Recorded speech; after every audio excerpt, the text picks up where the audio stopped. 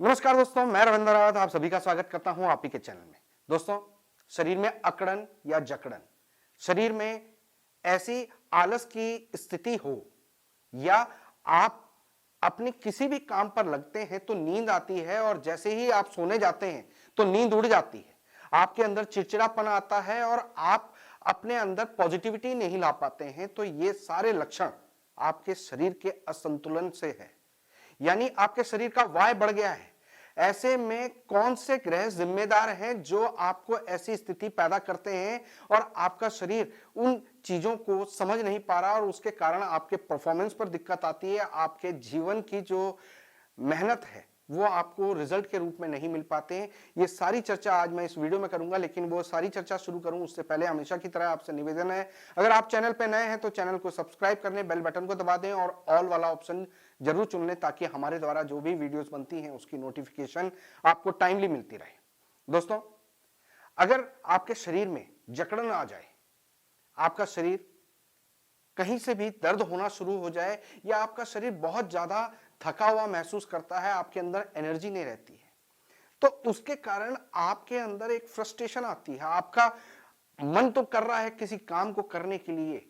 आपकी बुद्धि कह रही है कि कुछ कर लो, लेकिन आपका शरीर कहीं ना कहीं उसमें साथ नहीं दे रहा है। तो ये कारण होते हैं आपके शरीर में वाय का डिस्टर्ब होना, और वाय वाले जो ग्रह होते हैं वो राहु और शनि होते हैं। लेकिन वाय हमेशा आपके मंगल के कारण उत्पन्न होती है। जब मंगल कहीं डिस्टर्ब हो जाता है, यानी आपके जो जठा अग्नि है, जो खाना पचाने वाली अग्नि है, वो कहीं पर भी ज्यादा भड़कने लग जाए और उसको सही ढंग से आप खाना नहीं देते हैं, तो ऐसे में आपकी ये शिकायतें दूर बन जाती हैं और उसके कारण आपका शनि और आपका राहु एक्टिव हो जाता है। दोस्तों, अगर हम कुंडली की बात करें तो आपके कुंडली में पहले घर में जब शनि होते हैं तो ऐसे में वो नीच के माने जाते हैं, यानी सूर्य के साथ उनका संबंध बन जाता है, क्योंकि सूर्य पहले घर का मालिक है और पहले घर के मालिक के ऊपर जब शनि का प्रभाव आता है तो सूर्य और शनि का झगड़ा होता है और इस झगड़े में आपका जो रूटीन है, आपका जो डिसिप्लिन है वो डिस्टर्ब होने लगता है, यानी सूर्य की चीजें खराब होती हैं। इसी प्रकार से जब राहु आता है तब भी यही स्थितियां पैदा होती हैं, गैस बनने लगती है और गैस हल्की होने के कारण ऊपर को चढ़ने लगती है, सर पर चढ़ती है, आपके सर को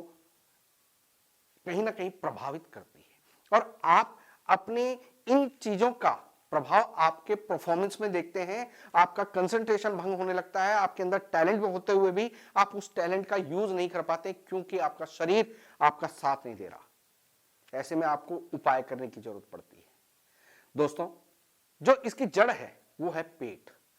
यानी पांचवां घर, जो आपकी कुंडली का पांचवां घर है वो भी सूर्य से संबंध रखता है और वहां पर आपके शनि या राहु आ जाते हैं तब भी ये प्रॉब्लम आती है। और आपके सूर्य का ही पहला घर जो होता है, अगर वहां पर भी सूर्य के घर में शनि या राहु आ जाते हैं तब भी यही प्रॉब्लम होती है। ऐसे में अब इसका एक उपाय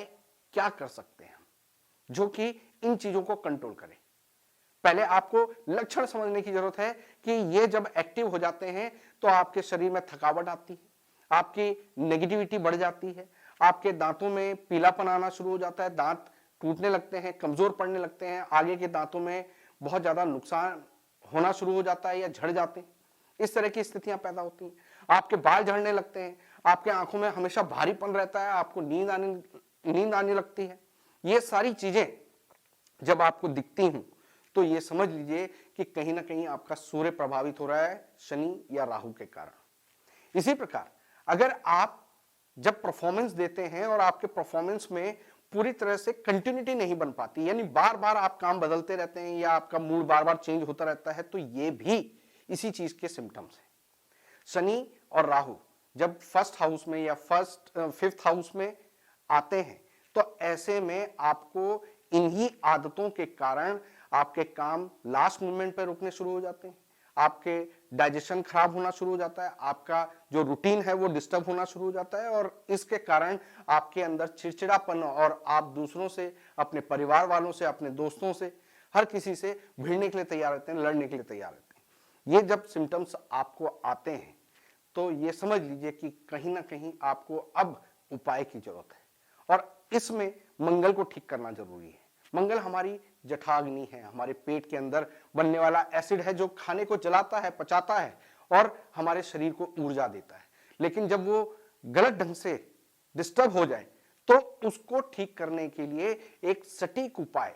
जो आप कर सकते हैं, एक बरगद के पेड़ पर कच्चा मीठा दूध चढ़ाएं और गीली मिट्टी, जो उस दूध को चढ़ाने से गीली मिट्टी होगी, उसको अपने माथे पे और नाभि पे लगाएं। लगातार ये 43 दिन आप करते हैं तो इससे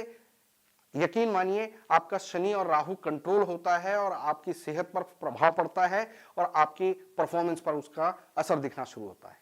दोस्तों, वीडियो पसंद आई हो तो लाइक और शेयर करें, चैनल को सब्सक्राइब करें। फिलहाल के लिए मैं अपनी वाणी को विराम देता हूं। ओम नमः शिवाय।